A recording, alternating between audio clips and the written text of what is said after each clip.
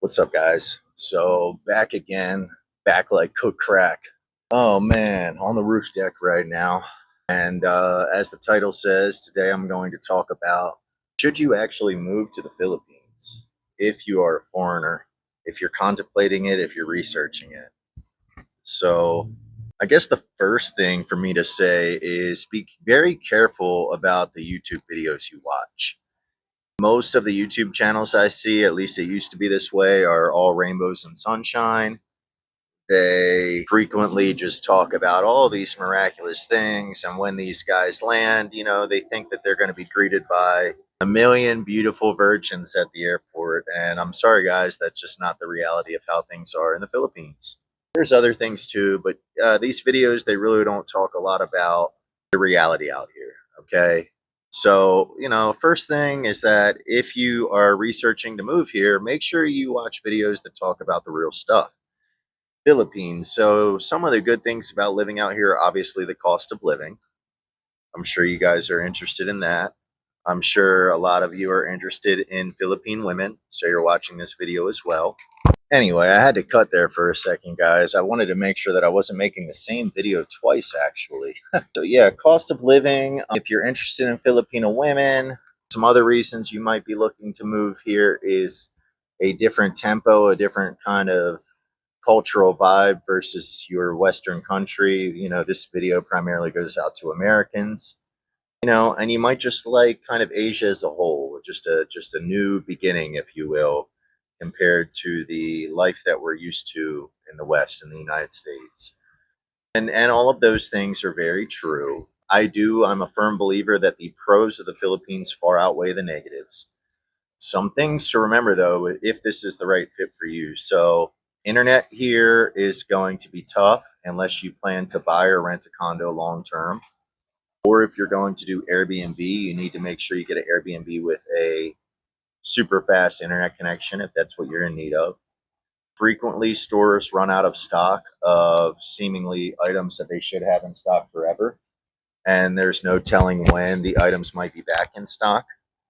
Delivery's pretty good here. You have Shopee, but it's not like Amazon. You're going to wait a few days for your package, maybe up to a week or two, as many of the packages come straight from China. Some other things, let's see. I would say the women are fairly similar everywhere you go in the world. So, don't think you're just going to come here and meet this like housewife of the century that's going to, sweep you off her feet with her womanly ways.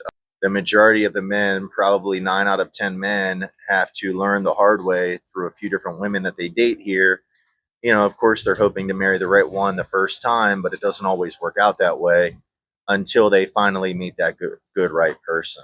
LDR, a lot of you might be interested in getting into an LDR relationship before you come. Personally, I don't advise that. Myself and also almost every foreigner that's came here has a horror story of an LDR experience. It's just very difficult to know everything about someone LDR. You don't even know if the girl has good breath. Okay, you don't know anything. You have no idea who you're dealing with. You think you do because you're on a camera phone, but at the end of the day, you really don't.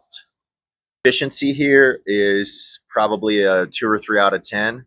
So make sure that you get used to that. Everything takes everybody a few extra minutes. Some of this is because of the cultural aspect of things, and some of this is because of the back end systems like internet speed or computer reliability factors or inventory management systems, disorganizational stuff, whatever it might be, or all of those might contribute to the loss of efficiency. Other foreigners, if you want to be around other foreigners too, or if you don't, that's something to consider. There's a lot of other countries that are here as because the Philippines will let almost any country in with a visa on arrival, meaning that if you have enough money to buy a plane ticket, you could just fly here. You don't have to get a visa or approved in any way in advance. Other things to consider, like most of the travel here you're going to want to be doing if you want to get around quicker is by motorbike. So definitely recommend you be comfortable getting a motorbike and riding it yourself or paying for a motor taxi. Regular taxis are great, but you're going to be sitting in traffic much longer. In a major city like Cebu or Manila, a 5 to 10 minute motorbike ride might take you an hour in the taxi in traffic. Rent here is great But you have to be very careful choosing what property you want to live in because most of these towers are completely infested with bugs and cockroaches. So you want to keep that in mind if you don't plan to have a girlfriend when you come, or if you don't have one yet, or when you get here, if you don't have one once you arrive, you're going to have to be cleaning your apartment every day with a broom, sweeping it, and be meticulous about food on the floor or sitting out. It's not like the United States where you can just leave stuff around. Heat is something very serious to consider. It's extremely hot here. So if you're somebody that sweats a lot like me, if you're older, you might have a little bit of trouble, to be honest. Services are something else that's serious to consider. You know, if you get in a serious injury here and need a serious surgery, it's going to be very challenging to have it done the correct way.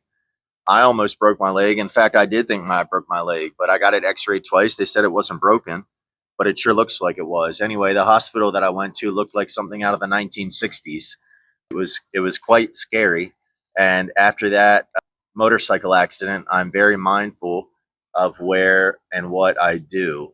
Nightclubs and stuff, guys, if it were me, my advice is just to stay out of those. You're not going to meet the right crowd in there unless, of course, that is your thing. Yeah, I mean, some other things to consider is like where you're going to be living. Like, if you're a foreigner, you're most likely not going to come down here and just jump into a province. It'd be very difficult. You're probably going to have to start it out in a major city. Personally, I highly, definitely 110% recommend Cebu over Manila. And yeah, I hope when you guys are watching this video, this influences your choice in a positive direction for whatever the best choice is for you. Make sure you like, comment, and share, and subscribe, guys.